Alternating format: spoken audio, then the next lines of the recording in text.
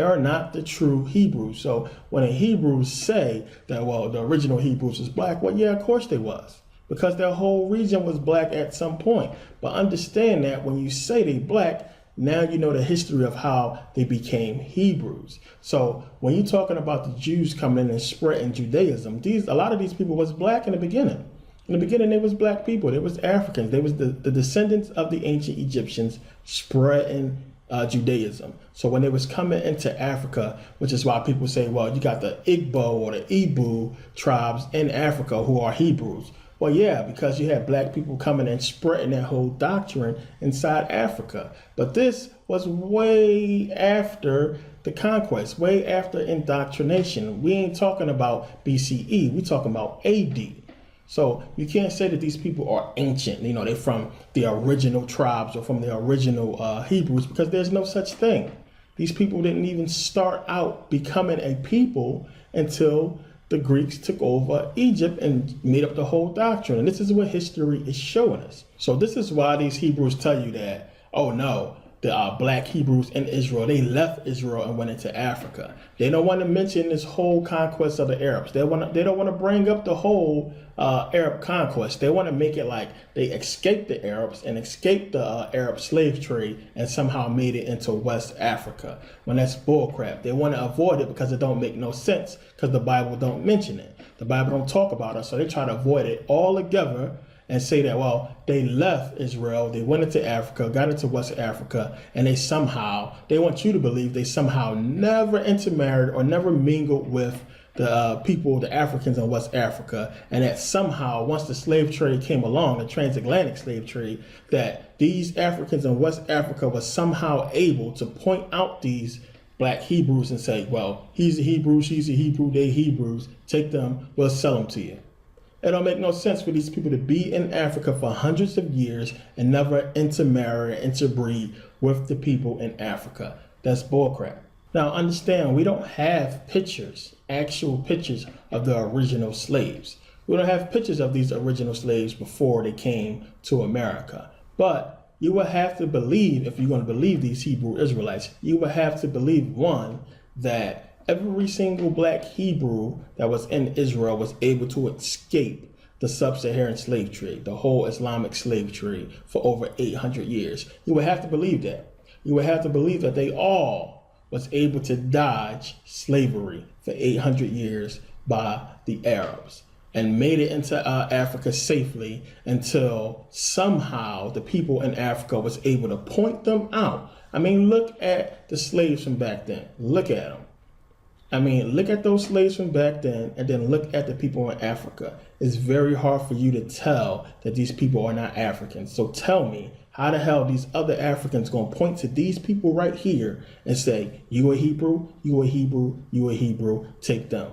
It's bullshit. They insulting your intelligence for you if they want you to believe this. They're insulting you. To me, it's an insult. It's an insult for you to believe this stuff. For you to say this stuff to me is telling me that you think I'm stupid. Seriously. This is crazy. This is madness. When you look at history, history doesn't support this at all, which is why they run to that Bible. So now, let's get into the whole Crusades, because the Crusades is a big part of this. And this whole thing is coming to an end because there's not much it's going to take to crush the rest of this Hebrew doctrine once you understand history. So now understand, the whole Crusades was basically about a couple things. It was about, one, taking back the territories and the lands that was controlled by the Arab conquest and territories that was taken over by Muslim conquest. The other thing was to get rid of and silence all of the naysayers of the Roman Catholic Church. Now, another thing is this. The term or the name Catholic was not made up by the Romans. The term and the name of Catholic already existed under the Greeks. It means whole or universal. Now, the thing was, the Roman Catholic Church used the name Catholic to basically separate themselves from other churches, because a lot of churches started to come up against the Roman Catholic Church because, you know, they had a pope and they was trying to make themselves to be the leader of the whole thing, and a lot of people wasn't with it. So the Crusades was really about them going in there and wiping out a lot of these Christian churches. And as I said before, this is when they're talking about the Catholics killing Christians, because that's what it was about, the Crusades. They didn't want to recognize the Pope as being the authority over Christianity, so they was wiping out a lot of these churches and peoples. That's what the Crusades was about. Now understand, Catholic is one of the basically 4 terms or 4 marks used by the church that was specified in the Council of Nicaea, the whole Nicene Creed. They specified 4 marks that basically make you like a true Christian or a true Catholic. And being Catholic or whole or universal was one of those terms.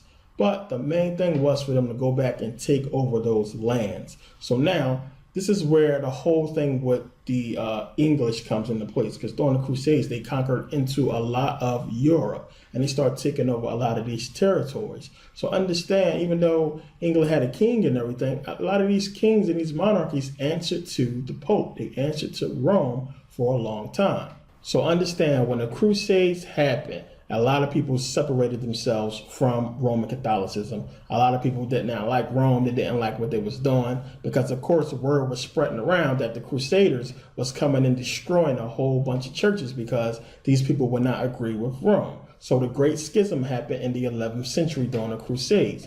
Now, the Great Schism was basically where you get the separation of Christianity and Catholicism, because they basically couldn't agree. They couldn't agree on the source of the Holy Spirit, and they definitely couldn't agree on the Pope having universal jurisdiction over the whole religion. They couldn't agree on it. So this is where the separation occurred. So now this is going to bring me into the whole King James part of it. I don't have nothing to say about him being, bisexual or homosexual or anything like that, because he had 2 kids. So he probably was bisexual, but that's besides the point. The whole thing is this. It really begins with the whole Protestant Reformation. That's when this whole thing really starts and what led to the creation of the King James Version. Now, the Protestant Reformation began in 1517 somewhere in Germany. Now, the Protestants basically wanted to get rid of any remnants of Roman Catholicism inside of certain churches. So now understand that Rome ruled Great Britain from 43 AD to 410 AD. But after the whole thing was over, they still had control over the Church of Great Britain for a while. Now, when King Henry VIII came along and assumed the throne, he couldn't get a male heir from his wife. So he wanted a divorce. He wanted Pope Clement to give him a divorce from his wife because she couldn't provide him with a son. They had a daughter. So now when Pope Clement didn't grant him his divorce, he passed 2 laws. The first one was in 1532 with the submission of the clergy. Now, the submission of the clergy basically said that they could not change any laws or make any rules without permission from the king. Then in 1534, the Act of Supremacy was passed, which basically said that they would take all the taxes that they would send into Rome and make those taxes from the church payable to the crown. And also, nobody could basically ask Rome for anything, whether it had to do with religion or otherwise. It was forbidden. So you couldn't even talk to Rome and say anything to Rome. Nobody from the Church of Great Britain could talk to Rome under these new laws. So once these things was passed, the Protestant Reformation got in there and was saying, you know what, we need to get rid of any remnants of Rome. So in 1539, King Henry VIII gave us the Great Bible. Now, it was prepared by some Protestant scholars from England. Now, some of these same Protestant scholars from England later went to Geneva, Switzerland, and they created the Geneva Bible in 1560. Now, remember, the Geneva Bible was the one that had the annotations. They had the writings that was on the side, basically the commentary that was talking about the Bible. And the Geneva Bible is also the Bible that named the Pope as the Antichrist. So now a lot of the ruling elite in England, who was under Queen Elizabeth I, they didn't like the annotations in the Geneva Bible. A lot of people didn't like the Geneva Bible because they said it was being too honest. It was giving away too much. So in 1568, Queen Elizabeth I gave us the Bishop's Bible. It was revised in 1572. So then in 1604 is when King James convened the Hampton Court Conference because the Puritans had a problem with Queen Elizabeth's Bible. A lot of people was concerned with the translation from the Hebrew. A lot of people didn't believe it was a good translation. They didn't believe that the Great Bible by King Henry VIII was a good translation of the Hebrew. So understand what's taking place here. You basically had, once the Crusades started, you had Rome going out and wiping out the churches who was not accepting the Pope as having universal jurisdiction over the Bible, over Catholicism, over Christianity. Wiping these people out who didn't accept certain terminologies that, or certain rituals that the Catholic Church was using and things they was doing, where the Holy Spirit comes from, the whole divinity of Jesus, so many different things they disagreed upon, which caused the great schism and that big divide. So now when you go to King James, you look at how the King James Version came into place. It had nothing to do with somebody laying hands on King James and, King James being filled with the Spirit or being an Israelite or anything like that. It had everything to do with them trying to separate from Rome. This is what the Protestants was doing. This is what the Puritans was doing. It was going out and trying to eradicate any traces of Roman Catholicism from churches. Because you can't sit up there and say, I'm a man of God and God this and that and Jesus this, and you're going out and you're killing Christians. You can't do that. So a lot of people didn't accept Rome. So understand, the whole thing with the King James Version was to separate themselves from Rome. So in doing that, they obviously changed the doctrine. So we know that in Catholicism, they had to do the canonical books. They have Maccabees. They have all those 7 books that the King James Version do not have. They left them out, saying that they were never written in Hebrew and it was only written in Greek, so they shouldn't be a part of the Bible, which is why the deuterocanonical books are not in the King James Version, but are in the Catholic books and in the old books. So now their whole thing was these things was never written in Hebrew. They wasn't written in Aramaic. And of course, back then they could not know. So what the Hebrews will tell you is God put a spirit on King James and on the translators to get a perfect translation of the Bible, and that they used the Masoretic text, or they used Textus Rescriptus, or they used some kind of Hebrew codex or manuscript so they would get the translation correct. They didn't use what the Romans was using. Now the thing is, they always say that, the King James Version is just like the Dead Sea Scrolls. But guess what? The King James Version does not contain the Deuterocanonicals. It doesn't have it in it. It doesn't have Maccabees. But the Dead Sea Scrolls does. The Dead Sea Scrolls has the Deuterocanonicals. It has Maccabees. It does not have a book of Esther. So how could the King James Version be like the Dead Sea Scrolls when the Dead Sea Scrolls have those books and the King James Version does not? You would think, not having those 7 books in there, including the prophecies of Daniel, the extra prophecies, those extra books that was in Daniel and some other books, you would think that would dramatically change the Bible, and it obviously has. So the whole thing is, what was going on was the people, when they was writing these Bibles, look at all the people who wrote Bibles after the Crusades. You remember, Rome was basically taking over Christianity everywhere. They were saying, you can't translate it from Latin. You can't do this. You can't write it in English. Remember, John Wycliffe, John Huss. Remember all the people who was killed for translating Bibles, burnt at the stake for what they was doing. This was Rome doing this. They didn't want nobody to change anything. But you had England, you had other places who was changing these Bibles. They was taking out things that they didn't agree with Rome on, and it was changing the books. So it's not like what Rome had. But this is the thing that people are not remembering. Where did all this stuff come from? It came from Rome. So if you change anything that they did, you are changing what is close to the original. So think about it. Where did this thing start? It started with the Greeks and the Romans. Remember, we don't have a Hebrew version of the Septuagint. When the Septuagint was first written, it was in Greek. They say it came from a Hebrew version, but we never had that version. Just all of a sudden, we got this Greek version of the Septuagint, and we got an explanation called the Letters of Orestes. We never had no Hebrew version.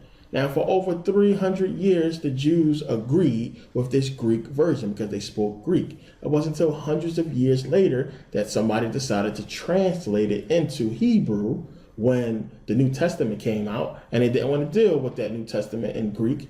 They wanted a Hebrew Old Testament. So we had the Masoretes begin to start writing the Septuagint in Hebrew. This is when it started. This is when this whole thing started. But we don't have that Septuagint. We don't have none of that. So as far as we know, the only books we have are in Greek or Latin with the codices and the Latin Vulgate. So any book that happened after that, we talk about, you can't have a King James Version. John Wycliffe and John Huss and King Henry VIII, Queen Elizabeth, all these people could not write Bibles if it was not for these codices and the books that preceded them that came from Rome. So of course, when you talk about the Bible, the King James Version using the Masoretic text, well, where did the Masoretic text get its writings from? They had to use something. They didn't just come up out of nowhere and just write a Bible. They had to get the idea from something or copy it from something. So they obviously got it from the codices. They got it from the Latin Vulgate. So they basically took the Septuagint Greek and basically read it and translated it into Hebrew. So it's basically saying what the Septuagint said, and they changed and took out whatever they disagreed with. This is what happened. So none of it is close to the original, but it don't matter anyway because it's all bullshit. So we can kill all that nonsense about a black man creating the Bible. We can kill all that because we know when you start doing the research does not support it. This is why King James has to be a black man. This is why they have to tell you this, because they know when you go back and start doing the history, you can't deny Rome's involvement with the Bible. You can't deny the Greeks' involvement with the Old Testament. You can't deny it. It's there, period. All of a sudden, we have this Greek Septuagint out of nowhere. We have this Greek Septuagint. Now, we know, of course, the ancient Greeks were black, but we ain't talking about those Greeks. We know Alexander the Greek was white, period. We know this happened under the rule of the Ptolemies, because this is where the whole letters of Orestes fraud happens at. So it goes back to these white Greeks, period. And we know the Romans was white. So we can kill the whole noise about the Bible being created by black men. So let's kill that. Now, let's get into this Deuteronomy 28:68. Because as I said, it is not the same. When you go back to the original, to the oldest versions of the Bible, it don't say nothing about no Egypt or no ships. So understand, we do not have an ancient copy of Deuteronomy. I'm talking about before 500 AD, written in Hebrew. It don't exist. We don't have a complete copy. The oldest complete copy of Deuteronomy that we have is in Codex Sinaiticus. Now, remember, the Dead Sea Scrolls, take a look at them. This is Deuteronomy in the Dead Sea Scrolls. It's pieces. This is what they give you, because they know it don't say anything like the King James Version, and it doesn't even say the same thing that the codices say. It says something completely different, and I'm sure of that. So we don't have an ancient copy of Deuteronomy. We don't have a BC copy of Deuteronomy that's complete. The oldest complete copy of Deuteronomy that we have is in Codex Sinaiticus, and it doesn't say anything about no ships. It doesn't say anything about no going back to Egypt on ships or slaves or anything to that effect at all. So we're going to take a look at it and see what it actually says. So now we're at the website for Codex Sinaiticus, and I want you to see right off the bat, this is all that we have. Chapter 3, 4, 28, 29, and 30. That's it. Now, this is the most complete copy of Deuteronomy that we have that dates before 500 AD. Nothing else on earth is more complete than this, period. We know the Dead Sea Scrolls is older, but it's not as complete. Codex Sinaiticus has the most complete version of the Bible. It's the most complete Bible on earth, period. So when you go back and you're trying to figure out what is as closest to the original as possible, you have to go to Codex Sinaiticus. You can't go to the Dead Sea Scrolls, it's in pieces. Now, this manuscript was actually stashed away at some point in time in Mount Sinai at a monastery. And it was found by Constantine von Tischendorf in the 1800s. So it was sitting there for hundreds of years, and it's in pretty good condition. Now, here, you see a little bit of holes or whatever like that, but you can actually make these words out. You can actually make them out and see what it's saying. But they give it to you over here. So here is 68, Deuteronomy 28:68. We can see it here. Now, when we match it up with King James Version, I mean, you can eyeball it and see that it's completely different. Doesn't even start off with ka, and doesn't even say the same thing. So here it is.